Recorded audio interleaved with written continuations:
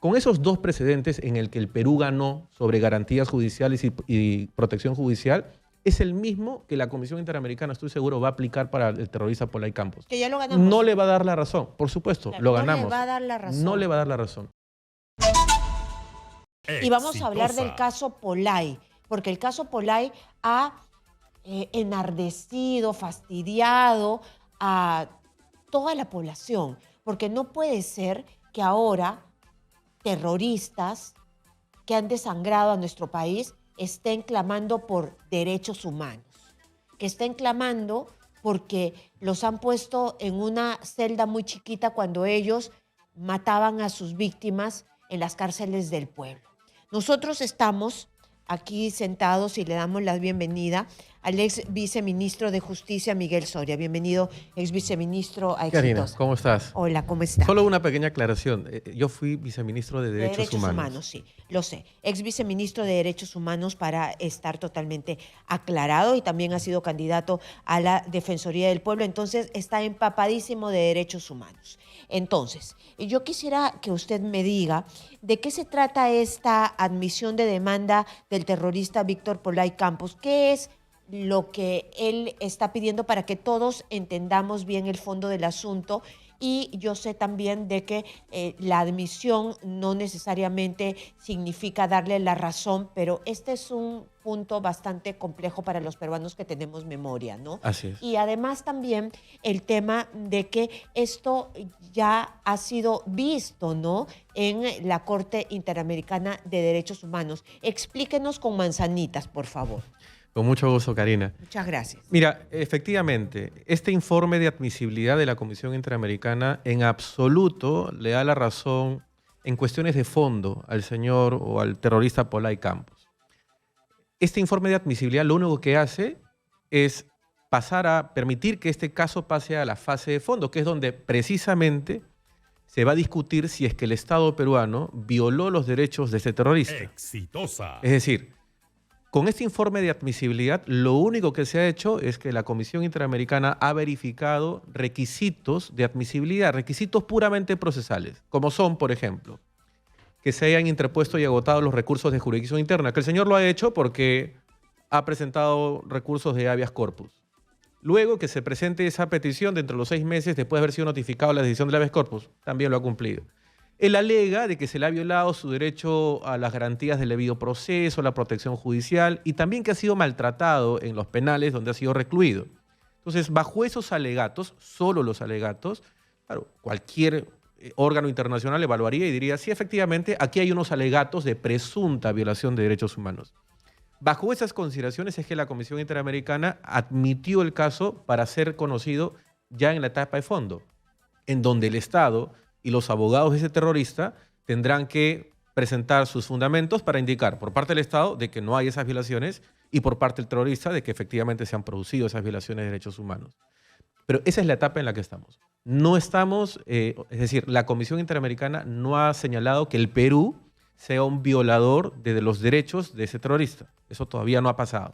Para ponernos en una línea de tiempo, este pedido en nombre de Pollay, terrorista, fue presentado el 2007, pero recién el 2021, luego de 14 años, la comisión ha notificado al Estado peruano que este pedido ha sido admitido, ¿no?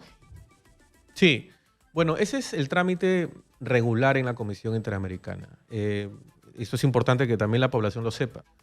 Yo puedo presentar mi petición el día de hoy, 2023, 1 de septiembre de 2023, y mi petición en principio, va a ser trasladada al Estado recién después de 4 años.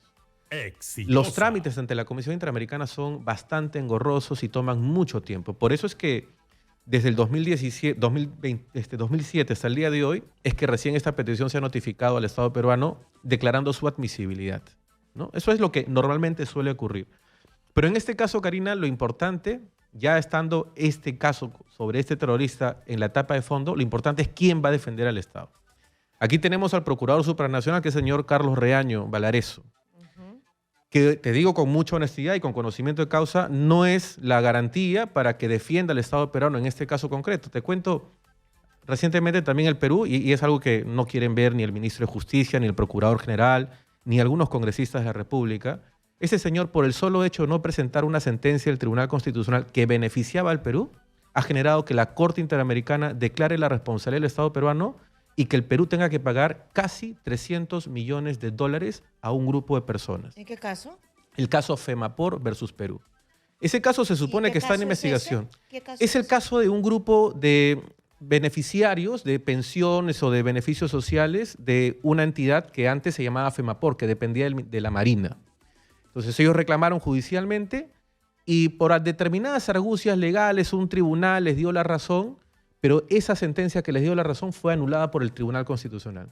Pero este procurador, Carlos Reaño Valareso, antes que presentar esa sentencia ante la Corte Interamericana para que el Perú gane el caso, porque esa era la única condición, presentar esa sentencia, extrañamente, este señor en un caso de casi 300 millones de dólares que compromete el erario nacional, no lo presentó. Entonces, si este señor simplemente no presentó una sentencia en ese caso que hubiera permitido al Perú ganar, dudo que pueda defender adecuadamente al Estado peruano en el caso tan delicado como de ese terrorista Pollay Campos.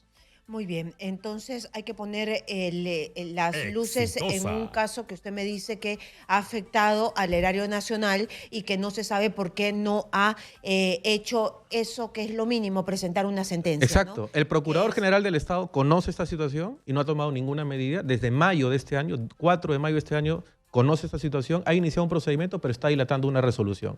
El ministro de Justicia, Maurate, a quien hago un llamado desde aquí, también conoce También la lo conoce y situación. nada. Y está en manos del ministro Maurate cambiar a este procurador supranacional, que ha demostrado deficiencias en la defensa del Estado peruano.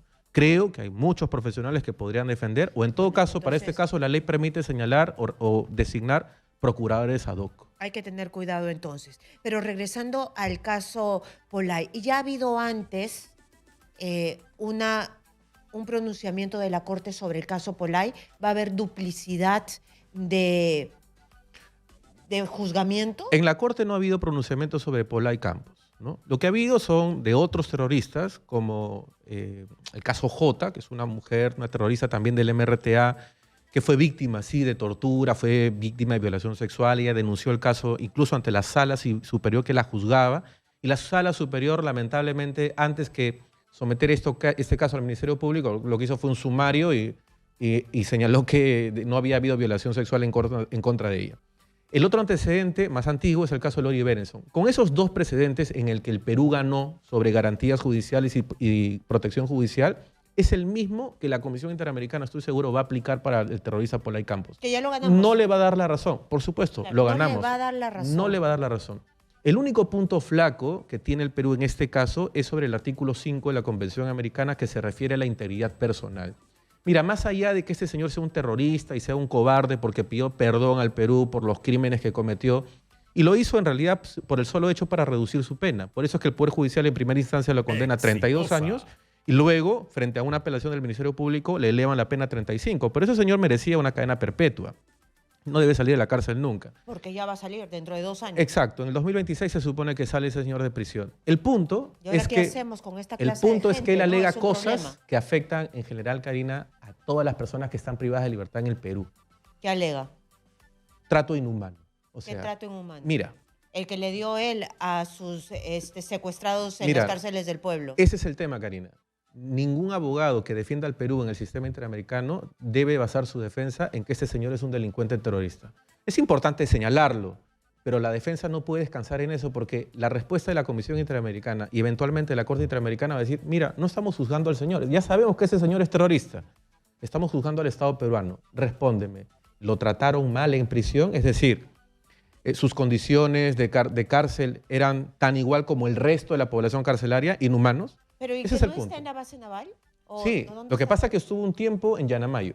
Ya, Y pero él ya alega lo que cambiaron. en Yanamayo alega que la temperatura evidentemente está bajo cero y que el Estado no le había proporcionado la ropa apropiada para abrigarse. Y que era insultado y era golpeado y que cuando él respondía frente a los insultos le arrojaban agua, evidentemente a esas temperaturas muy bajas.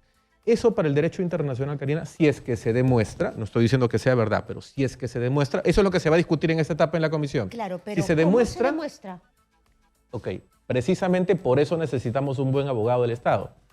sea, en esta etapa ante la Comisión Interamericana es donde eso se va a discutir. Si es que eso es verdad o es mentira. ¿Por qué te digo que es un Bueno, punto pero flaco para el Estado? Claro, es un punto flaco para el Estado, pero este subversivo, terrorista, mentiroso, compulsivo, asesino, tiene que su palabra sin pruebas vale. No. Ah, ya. Tiene que ser demostrado ante la Comisión Interamericana de Derechos Humanos. Exitosa. Por eso es que la defensa del Estado peruano no puede descansar en simplemente señalar que es un terrorista y todo el daño que le causó al país. Eso es indiscutible. Esa no solo puede ser la defensa del Estado peruano. El Estado peruano tiene que demostrar que a este delincuente no se le maltrató en prisión. Porque él incluso alega de que de pronto de Yanamayo lo trajeron a la base naval y que en helicóptero hicieron determinados amagues como si lo fueran a lanzar al vacío. Entonces, Ya. claro, yo entiendo, Ya, pero eso pero es el Estado el que debe demostrar que sus fantasías son falsas. mentiras, Exacto, ¿sí? sí. Pero entonces uno se puede inventar cualquier cosa y Sí, después que llevarla por a la supuesto, corte. por supuesto, pero la Karina. corte tiene. Mira, ¿qué Karina, cosa? por eso te digo, el sistema interamericano no es perfecto. En el caso 19 comerciantes versus Colombia, se condenó a Colombia por la muerte de 19 comerciantes. ¿Estamos? Pero años después, ya cuando Colombia fue declarado responsable por la violación del derecho a la vida de estos 19 comerciantes, años después se demostró que 6 de ellos estaban con vida. ¿Estamos? No. Exacto. No Pero puede ¿qué ser. pasó en el caso colombiano? Que Colombia aceptó su responsabilidad. Entonces la Corte más o menos simplemente dijo, ok, aceptaste tu responsabilidad, responsable de la muerte de los 19 comerciantes. No, pero acá el Estado peruano Después no la puede Corte, aceptar su responsabilidad. encontrando que había un vicio en su sentencia, no puede revertir su sentencia porque las sentencias de la Corte son irrevisables, son inapelables. ¿Qué cosa hizo la Pero Corte? estaban vivos. Exacto. La Corte le dijo, sin embargo, tu Estado puedes cobrar de vuelta todo lo que le has pagado a esos beneficiarios de esos 6 supuestos fallecidos. Eso es lo que ofrece el sistema. Pero la defensa del Estado siempre, Karina, es que él tiene la carga de la prueba. Entonces, Sí, ¿qué claro. debió hacer el Estado en su oportunidad? Porque ese señor, ese terrorista, dice que él denunció estos hechos. Lo que debió hacer el Estado es, el Ministerio Público, ni bien tomó conocimiento de esa situación, debió investigar. Si no encontraba pruebas, archiva el caso, porque seguro es una mentira. Pero debió hacer eso, porque eso es una obligación internacional. ¿Y hay esa investigación? Aparentemente no existe. Aparentemente no existe. Entonces, por eso te digo, esa es la parte débil de este caso. Sobre los jueces sin rostro, eso olvídate. Sobre la ley antiterrorista, eso el mismo Perú lo solucionó con una sentencia interpretativa del propio Tribunal Constitucional. Ahí va a perder. Lo delicado es el artículo 5, que tiene que ver con la integridad personal, donde ese señor alega malos tratos. Pero precisamente para eso, ese señor Carlos Reaño tiene que salir de la Procuraduría Supranacional y el ministro Maurate debería tomar medidas de inmediato Claro, para no elegir se a un pueden buen procurador. dormir en sus laureles, No. pero han pasado 14 años para que admitan esta denuncia y Polay va a salir dentro de 2 años. ¿Qué efectos prácticos va a tener una sentencia? Lo único que podría declarar la sentencia de la Corte Interamericana es probablemente otorgarle una indemnización. Ay, no, pero Sí. no puede ser. Ya no son millonarias, pero Karina, encima como tenemos antes. que Sí, pagarle o sea, para que viva bien. es que ese es el problema, Karina. Mira, un Estado responsable, liderado por gobernantes responsables, lo que haría es evitar violaciones de derechos humanos, porque lamentablemente Sí. algunas violaciones de derechos humanos convierten a delincuentes como este en víctimas. Por supuesto, Por hay e- que evitar las violaciones, pero también en este momento hay que evitar una indemnización, Sí. porque es una cachetada. Pues, a las Precisamente víctimas. por eso el abogado es importante. Sí. ¿No? El abogado es importante. ¿No? O sea, la parte débil de este caso es el artículo 5 frente a las alegaciones del que seguro son mentiras, pero en tanto el Estado no ha investigado, esa es la parte débil. Bueno. Este caso, Karina, va a tomar, mira, en la Comisión Interamericana probablemente unos 3 o 4 años más 2 años en la Corte son 6 años. Tiempo suficiente para que en este momento el Ministerio Público haga las investigaciones sobre ello. Y finalmente, después de las investigaciones, archive o inicie una investigación. Pero es la mejor manera que tiene el Perú para evitarse una condena adicional. Es lo que tendría que hacer ahora mismo el propio Ministerio Público. Ojalá la fiscal de la Nación escuche esto para que tome medidas de inmediato y se inicien las investigaciones. Seguro son mentiras, pero las autoridades tienen que investigar eso de todas maneras. Es una obligación internacional. De acuerdo, muchísimas gracias entonces a Miguel Soria, ex viceministro de Derechos Humanos del Ministerio de Justicia, que además nos ha dicho que acá no nos podemos quedar pues tranquilitos y que pasen las cosas para después tenerle que pagar del poco dinero que tenemos para implementar, no sé, más diques en los ríos por el fenómeno del Niño, o para darle a las ollas comunes, para darle de comer para su vejez a Víctor Polay, el cabecilla del MRTA. Muy bien, muchas gracias por Gracias, estar Karina. aquí.